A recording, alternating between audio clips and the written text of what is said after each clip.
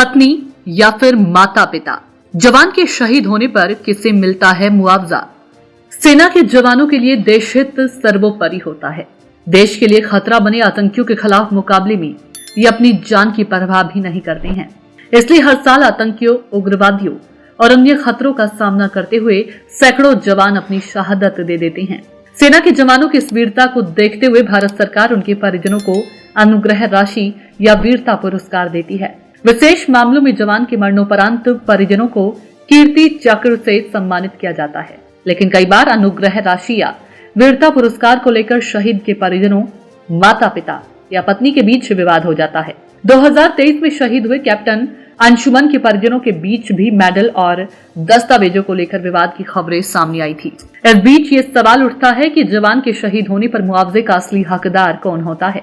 आज की इस वीडियो में हम आपको यही जानकारी देने वाले हैं। लेकिन आगे बढ़ने से पहले चैनल को सब्सक्राइब और पेज को फॉलो जरूर कर ली ताकि ऐसी ही और रोचक जानकारियां आपको मिलती रहे। तो चलिए शुरू करते हैं। आपको बता दें कि जवान के शहीद होने पर मुआवजे किसे दिया जाएगा, इसका फैसला NOK के हिसाब से किया जाता है। NOK का full form next of kin होता है। हिंदी में इसका मतलब सबसे निकटतम परिजन से होता है। इस शब्द का इस्तेमाल भारतीय सेना जवान के सबसे करीबी रिश्तेदार या फिर कानूनी प्रतिनिधि के लिए करती है। सेना में इसे लेकर नियम तो यह है कि जब कोई व्यक्ति भारतीय सेना में शामिल होता है तो उसे अपने किसी रिश्तेदार या निकटतम व्यक्ति को NOK में दर्ज करना होता है। ज्यादातर मामलों में जवान NOK में अपने माता पिता को ही दर्ज करते हैं। ऐसा इसलिए होता है क्योंकि सेना में भर्ती होते वक्त ज्यादातर जवान अविवाहित होते हैं। बाद में जब जवान की शादी हो जाती है तो वह NOK में अपनी पत्नी का नाम भी दर्ज कर सकता है।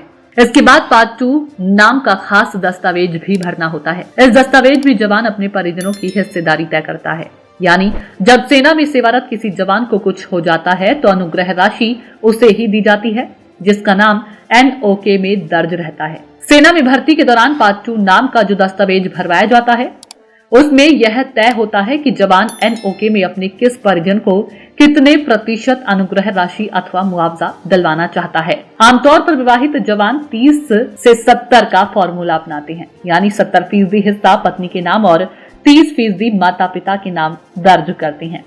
लेकिन कुछ फौजी 50-50 का फॉर्मूला भी अपनाते हैं, यानी 50% धनराशि माता पिता के नाम और 50% पत्नी के नाम दर्ज करते हैं। मेडल अथवा सम्मान पत्र के लिए भी यही नियम लागू होता है। कुल मिलाकर जवान जो फॉर्मूला तय करता है उसके हिसाब से अनुग्रह राशि या मेडल प्रदान किया जाता है। हालांकि ये फॉर्मूला केवल सेना और केंद्र सरकार की ओर से मिले मुआवजे पर लागू होता है। अगर राज्य सरकार किसी शहीद जवान को कोई अनुग्रह राशि देती है तो उस पर वहां के नियम ही लागू होते हैं। उदाहरण के लिए मध्य प्रदेश में अनुग्रह राशि माता पिता और पत्नी को बराबर मिलती है, जबकि उत्तर प्रदेश में शहीद की पत्नी को 35 लाख और शहीद के माँ बाप को 15 लाख मिलते हैं। वहीं हरियाणा में अनुग्रह राशि के लिए 70-30 का फॉर्मूला लागू होता है। आशा करते हैं कि दी गई जानकारी आपको जरूर पसंद आई होगी। जानकारी अच्छी लगी हो तो वीडियो को लाइक करें और चैनल को सब्सक्राइब करना बिल्कुल भी ना भूलें। धन्यवाद।